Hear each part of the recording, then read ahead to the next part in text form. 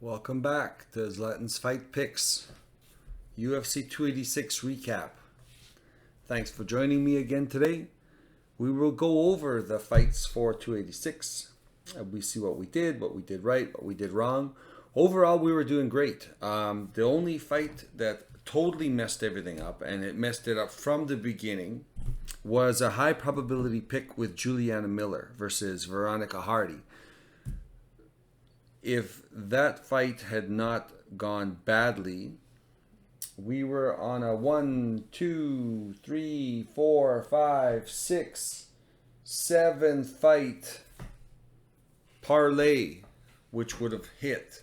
But unfortunately, Juliana Miller ruined it right from the get-go. She was a high probability pick. She was a big favorite.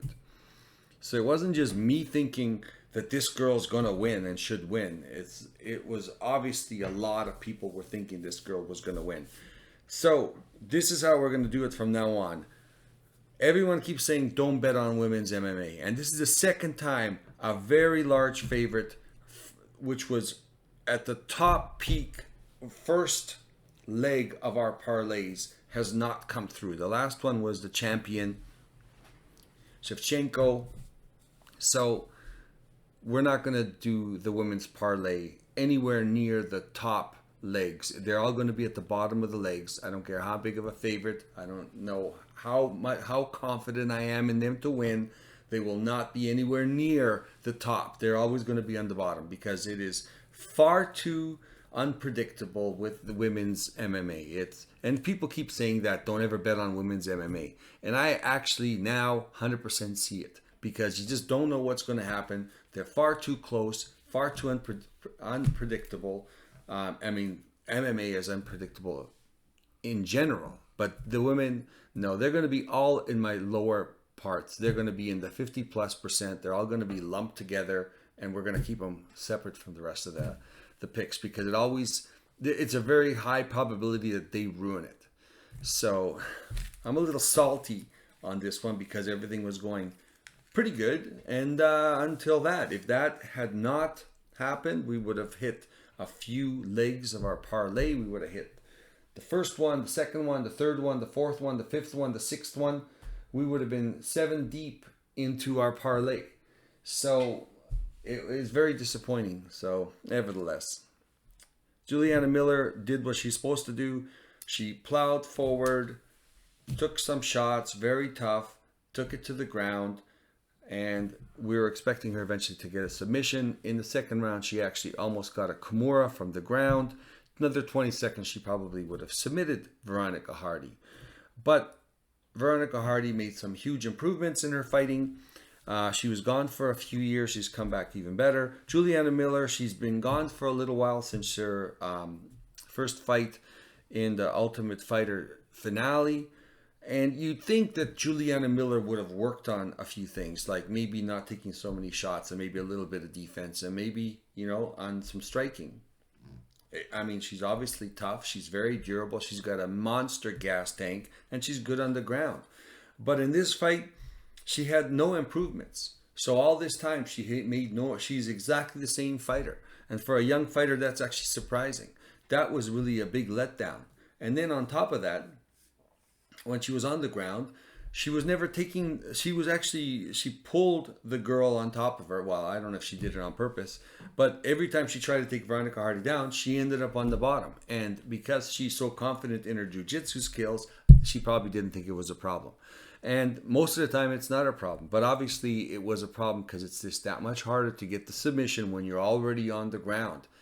And you'd think she would make some improvements. I was very disappointed in all that time. You'd think she'd come back a little better, but she came back exactly the same way. And exactly the same way could have very well won her the fight if she had finished, started that Kimura from the ground 20 seconds earlier. She might have very well got it and we wouldn't have this discussion. But that's huge holes in her game. Definitely very salty about this one. Not happy with it. Ruined the rest of the parlays. Women's MMA is going to go on the bottom of all our legs. I don't care how confident I am in it. Not going to do it anymore. Jennifer Maia versus Casey O'Neill. We made the right pick on this one. Jennifer Maia came in, She's a far superior striker than Casey O'Neill. Casey O'Neill, tough, big, young. I couldn't see her beating Jennifer Maia, and sure enough, Jennifer Maia dominated her on the feet, won the fight fairly handily. She's a much better boxer. She's a great striker. She moves her head off the center line. She's hard to hit. She's a little shorter, but she's got great boxing. She's a technical striker, and she won this fight. It was not close. Well, it wasn't a blowout, but it wasn't close. Jai Herbert versus Ludwig Klein. We picked Jai Herbert. And of course, Jai Herbert dominated this fight. It became a technical draw only because Jai Herbert lost a point. And it was because of a low blow. It was a second low blow within a minute of another previous low blow. But the second low blow wasn't a real low blow. The ref should have looked at the tape, hit him in the hip. Klein definitely played it up. He got a point taken away. That cost Jai Herbert the fight. It was a draw, but Jai Herbert was dominating the fight. We had picked Jai Herbert to win this fight. You know, he was too long, too tall, too technical, and people were discounting him because of the fact that he had gotten a really bad knockout against Taipura. But I saw him fight last time. He seemed like he was getting his footing back. I mean, it's hard to come back from a big knockout like that, but he seems to be doing fine. We picked him, high probability pick. It worked out. Jake Hadley versus Malcolm Gordon, high probability pick. Jake Hadley took him out in the first round. We had a high confidence in Jake Hadley. He dominated him, took him down with shots to the body. Malcolm Gordon, I mean, the guy shows flashes of greatness on the ground. Very tough. Definitely puts it all out there. But I think he had a really bad weight cut, to be fair. But Jake Hadley's looked really, really good. Christian Duncan versus Duško Todorovic. We had put a 50 plus where we had at the bottom leg, I picked Duško Todorovic maybe to pull this off and upset the debut of Christian Duncan. I was hoping Duško would rely on his wrestling. And, in the first round, I mean, it was hard to tell who was really winning. They were kind of going back and forth. Chris Duncan looked good. Duško Todorovic got him against the fence. Duško Todorovic tried to take him to the ground and blew out his knee. And that was it. So it was over before it started. It could have, who knows, it was one of those fights where it could have gone either way. I just picked Duško to come through with his wrestling and kind of pull this one out just because I think he had to. But Christian Duncan did look good in this fight as well. Mohamed Mokaev versus Jeff Filo. I had picked Mohamed Mokaev as a high probability pick, but because he was such a big favorite and because of the danger of Jeff Filo, I had said, don't bet Mokaev. I wouldn't touch him with a minus 800. Bet the underdog on one of your parlays. And sure enough, Jeff Filo almost upset Mokaev. Jeff Filo, the second or third round, ended up putting Mokaev in a leg lock, in a knee bar, and literally, I could not believe Mokaev did not tap. He had his knee bending the wrong way. He was grimacing in pain, and Jeff Filo was reefing on it. And apparently, even Mokaev was saying, "I can hear my knees popping and popping." And then once he fought out of it, I mean, literally, Jeff Filo burned himself out trying to get this at this knee bar, and he had it. But this guy was willing to blow out his knee, and he wasn't going to tap. And that's exactly what happened. And eventually, he squirmed out of it. He couldn't even go on top of it. He couldn't even stand on it. He actually, while he was on the ground, got to the back of Jeff Filo, ended up choking him out. Mokaev just showed unbelievable toughness. But that was one of the fights where I said, don't bet on Mokaev. Bet on Filo to the upset. Huge underdog. And he actually almost pulled it off. Anyone else would have tapped. I don't expect to see Mokaev for the next 6 months. He's going to be in rehab. His knee is done. He had shoulder problems. Now he's got knee problems. But tough guy. It was a good call on our part. We picked Mokaev. but Philo definitely almost pulled the upset, which is what we were thinking. I mean, that would have been huge if everything had worked out. And Philo had got the submission with that knee bar. It would have been a huge payout. Massive. Which is what we're looking for. Going to the main card. Chris Duncan, Omar Morales. What was that? We had picked Omar Morales, 55%. We thought his experience was gonna come through on this. I actually thought it was a split decision. Went to Chris Duncan. I thought Morales won the fight, but it's one of those things. It goes to the hands of the judges, and they gave it to Chris Duncan. I think Morales did enough. I think Morales won this fight, but the split decision went the other way. That's unfortunate. Gabriel Santos versus Leron Murphy. I had picked Gabriel Santos for the upset. And even though it was a short notice fight, I thought, just looking at the people who he fought and who he's beat and who he lost to, and Leron Murphy, who he fought, who he beat, who he lost to, even though I really like the style of Leron Murphy, I really think there was a lot of holes in his game that Gabriel Santos kind of fits perfectly in. And sure enough, it was a split decision.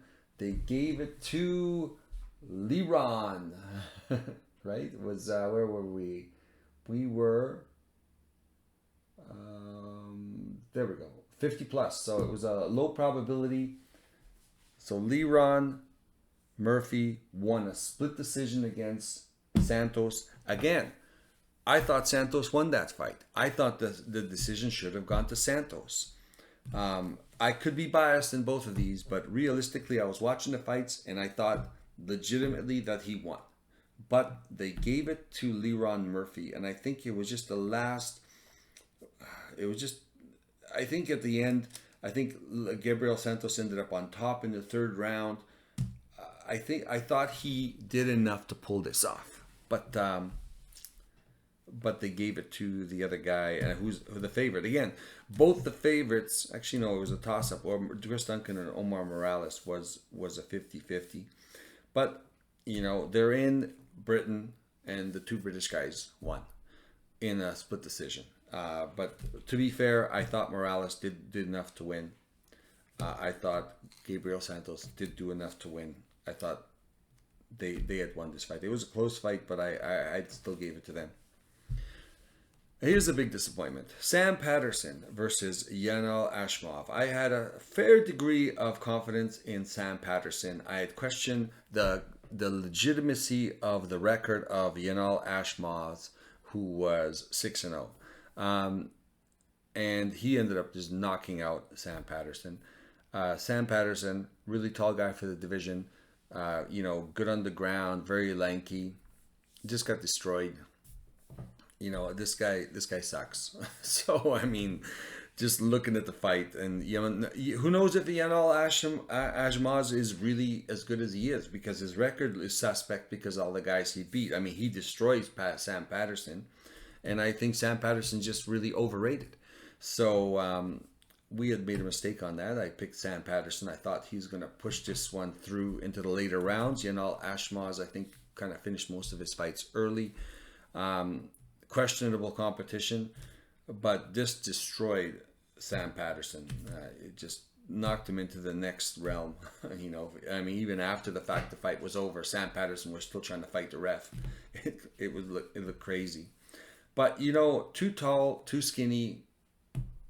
Obviously, can't take enough punishment. He's going to have problems in this league, in the UFC. So, yeah, next fight. Jack Shore versus Makwan Amirkhani. Jack Shore, we had a high probability pick on him. He was a top echelon. He was in the same category as Miller. Unfortunately, Miller let us down. Jack Shore did come through, dominated the fight. It wasn't difficult for Jack Shore. He looked great. He was moving up in weight, but he looked really good in this fight. And Makwan Amirkhani, like we had thought, he's going to start off strong and then he's going to fade. And I think he's just got some issues that he'll never be able to fix. I mean, I don't think it's a training issue. I think it's just a genetic issue. He just doesn't have the stamina to no matter how hard he trains, to go into the later rounds. So yeah, so Jack Shore, good pick.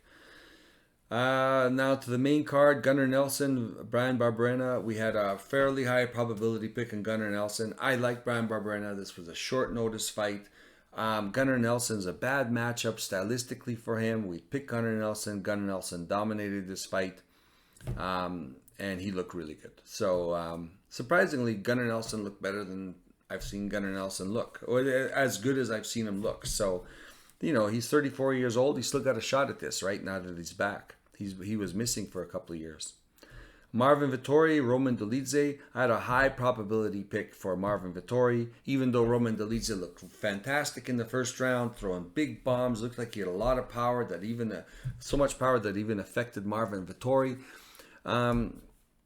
You know, I like Roman Dolidze. I just don't think he's a top 8 fighter, maybe top 5. He's just not that guy. I think he's got a lot of holes in his game. He throws big bombs. He definitely got to work on his boxing and his combinations.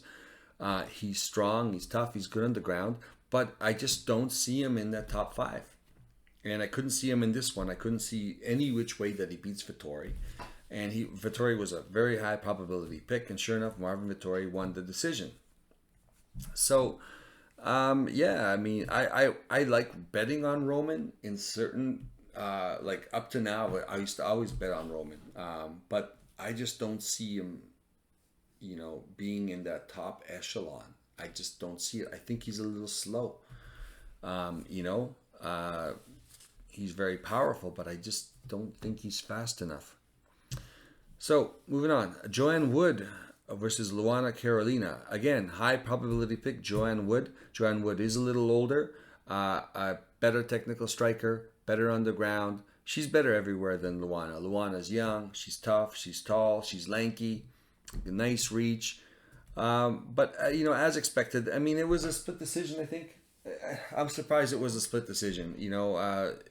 Joanne Wood obviously won that fight, so she was our pick. But, she didn't look fantastic, but she looked like Joanne Wood. She's good on the... I think she made a few bad decisions. There's a couple of times she got the tie trip. Luana's on the ground, and she stands there, waits for her to get up instead of jumping on her and possibly giving a little bit of ground and pound to solidify a couple of those rounds. I mean, it went to a split decision. I mean, you gotta make sure you're winning the fight, even if you're winning the fight. You gotta make sure the judges think you're winning the fight. Justin Gaethje, Rafael Fiziev.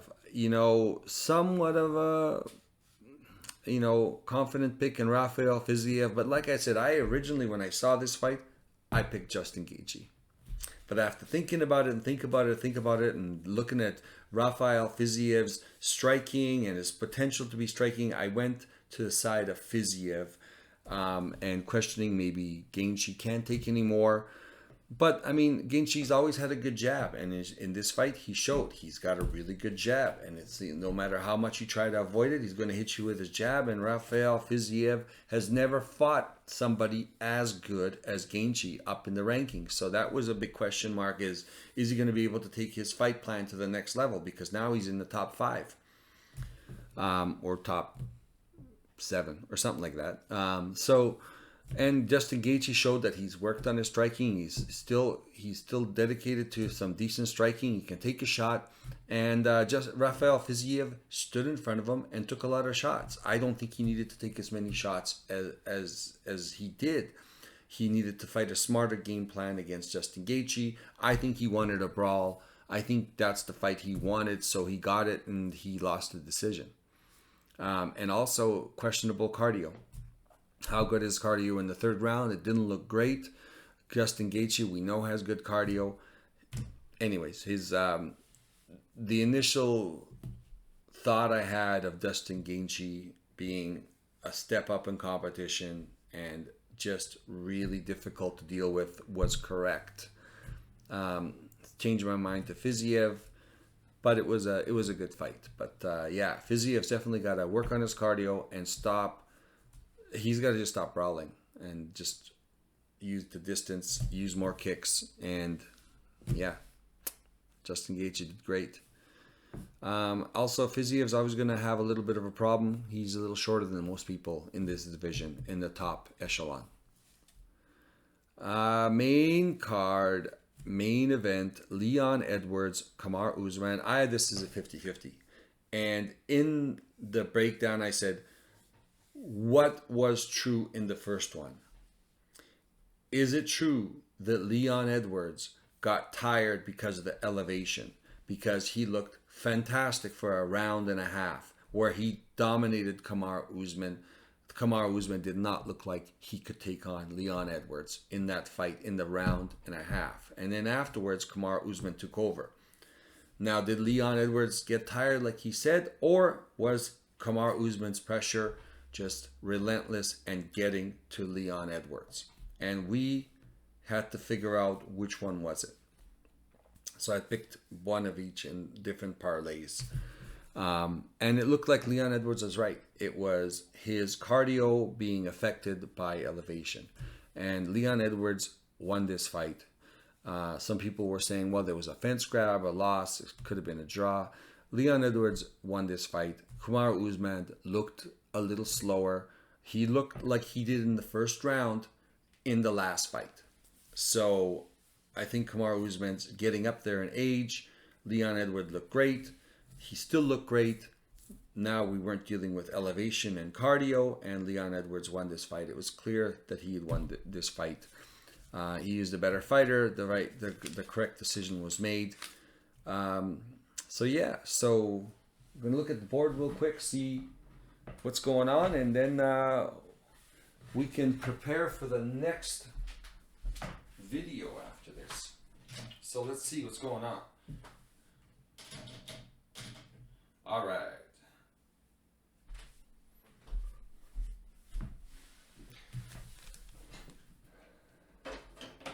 %, Jack Shore, 100% correct. She ruined everything. Minus 400 favorite. My ass. Never gonna bet. Women's parlay gonna be at the bottom.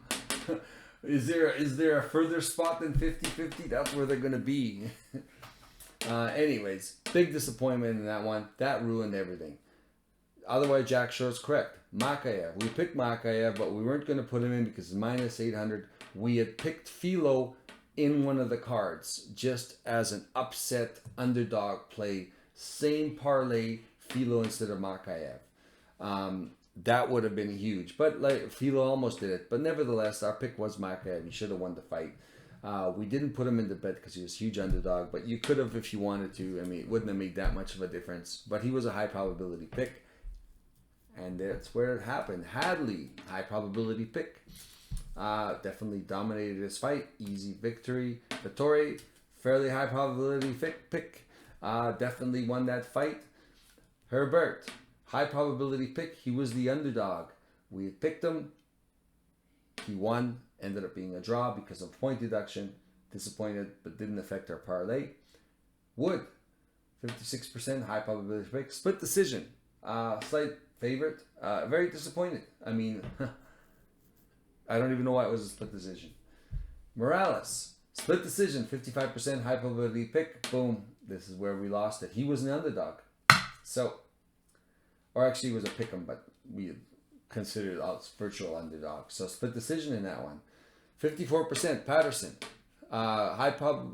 Reasonable probability pick. What's a bitch? Yes. This guy, get out of there, man. You can't take a punch. Never betting on this guy again. He's got some issues. He's definitely got, I mean, he just fought a guy who just arrived in the UFC and got cold cocked so bad. Almost finished with knee bar, this Philo, so that was pretty good. Nelson, 53%, heavy favorite, picked him.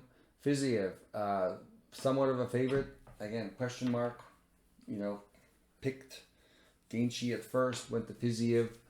Fiziev, a little bit of a letdown in the third round, stood a little much too in front of Gaethje, and I can't figure out why people do it. Either I can't figure out why people stand in front of him, or Gaethje's that good and he forces them to stand in front of him.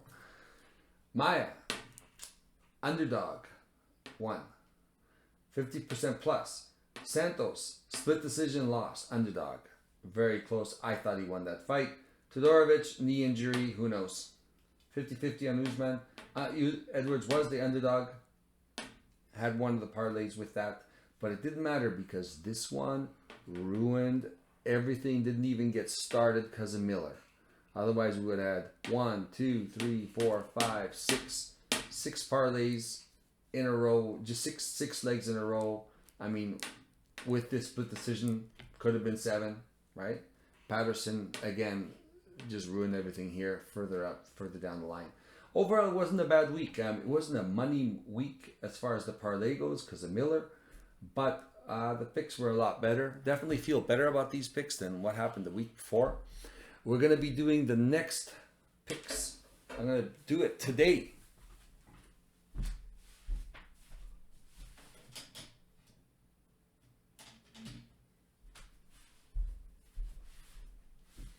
We're going to do the picks today for the fight this March 25th for UFC.